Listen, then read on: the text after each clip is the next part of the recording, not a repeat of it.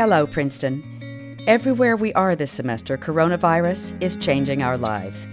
But during this extraordinary time, the university's mission and community are stronger than ever. We may be apart, but together we roar. The Princeton community is always growing, is always evolving. I think students from all around campus are trying to come together in this moment of extraordinary highs and lows. What matters is that we're all going to try our best to be healthy and safe. This is a special community, and while these are really hard challenges, I know that we will succeed in facing them as a community. This spring, we're reaching out to Princetonians everywhere to hear how we're continuing our teaching, learning, and research, how we're staying together while so far apart, and how so many of us are working together to serve the wider world. Today, a pioneer in remote education joins us from his home near the Princeton campus. My name is Jeremy Adelman. I'm the Henry Charles Lee Professor of History and the Director of the Global History Lab. Well, first of all, the pandemic has given us an opportunity to explore new ways of teaching and having conversations with each other across great distances.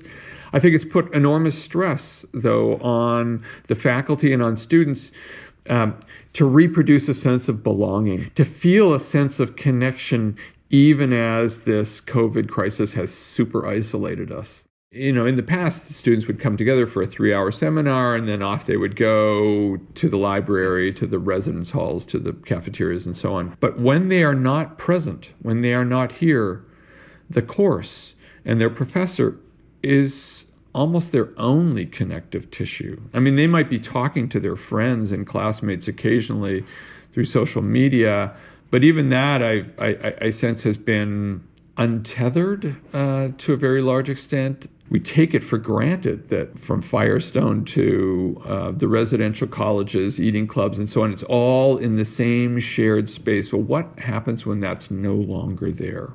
How connected do you feel? And it's up to the courses to provide much more of the answer to it than is traditionally the case. This is probably about almost a decade ago. I was the director of something called the Council for International Teaching and Research, and spending a lot of time thinking about Princeton's global stature and global commitments to make sure that Princeton was realizing its global aspirations. At the same time, I was teaching, and as I still am, and we were experiencing the impact of Wi-Fi on our ecosystems in the classroom. And it was very disruptive as more and more students were taking their notes on their laptops. And because they're all networked at the same time, they're multitasking. And so their attentional economies are being diluted, if not challenged. They're not focusing so much on the material in the classroom because they're being drawn away to other things because of what's happening on the screen. So while I was doing this global strategic planning, on the one hand, I kept wondering how I could become part of and invade the students' screens. I kept thinking, well, why we're designing all these macro systems of partnerships and networks. What about the micro systems, the unit that we all rely upon as teachers and professors for working with students, which is the unit of the course? And we've been experimenting with online education ever since. One of the things I learned early on is that going online created opportunities for what we call flipping the classroom. That is, that if I could put my lectures, pre-record the lectures and put them online, that released time for me to have much more interactive dialogues and arguments with students about the content that really helped deepen what they were learning. About how to write a lecture for a screen is very different from writing a lecture that you're going to deliver from a podium. For starters, on the screen, giving a lecture is a very slow, very tedious experience. One way to solve that is to break up the lecture. Don't give the traditional 50-minute long lecture. Break it into 7-minute segments. break up the segments with active learning interludes. So pose a question, challenge them with something, even just for 30 seconds, that allows the student to reset the passive learning structure that is what we rely on when the sage on the stage is giving the lecture, into something where the students are forced to apply what they've just learned, to become, in a sense, active learning by application. So it requires some very, very basic shifts in how we do that everyday routine thing of the lecture itself. I think COVID-19 is a very helpful reminder of, say, the integratedness of the planet and the complexity of what it means to be integrated. The fact that the virus began in a province in China and within weeks had spread around the planet.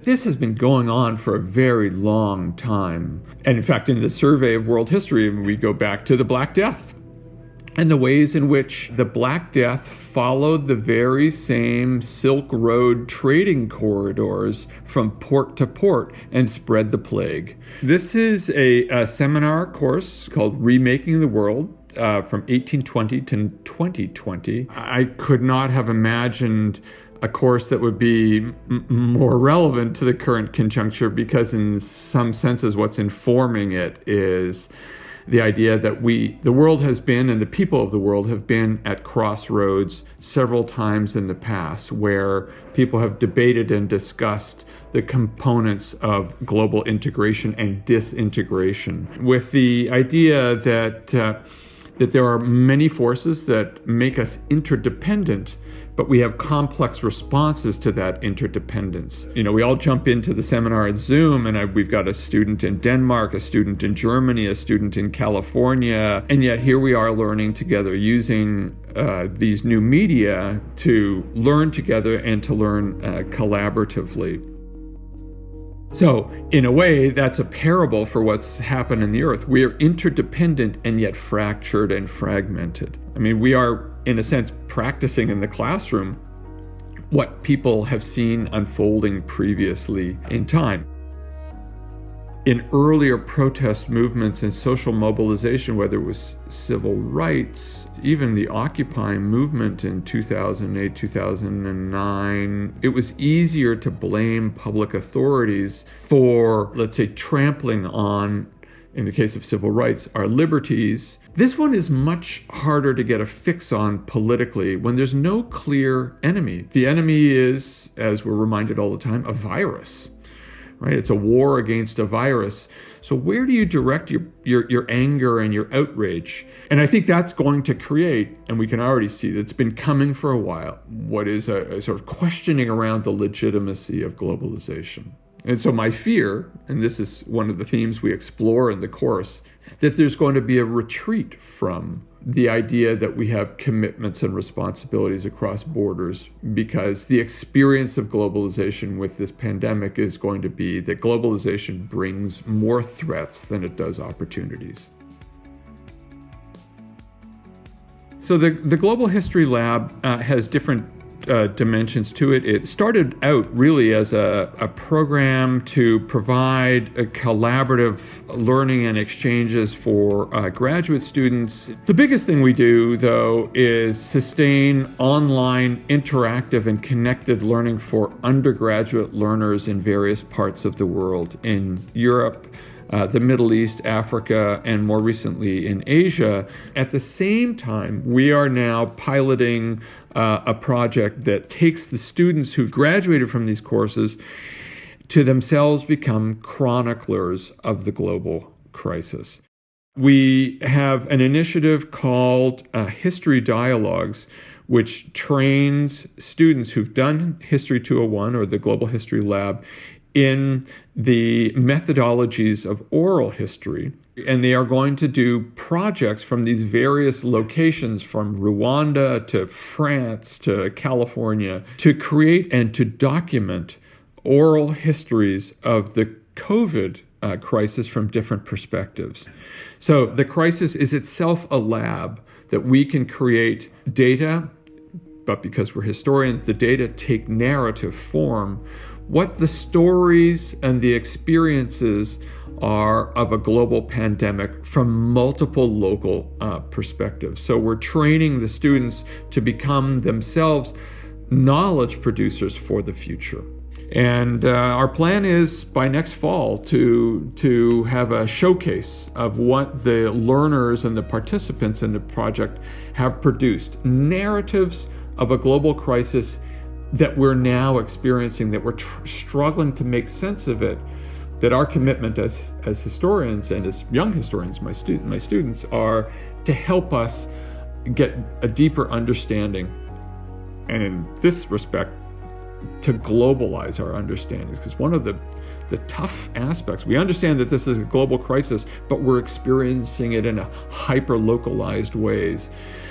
And the hope is that the lab will create a framework for people to globalize their understanding of what is a global crisis. My big fear is that it will provoke a retreat from our global commitments.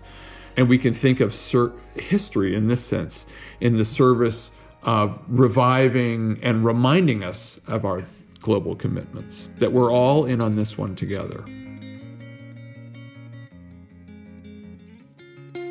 This podcast is a production of the Princeton University Office of Communications.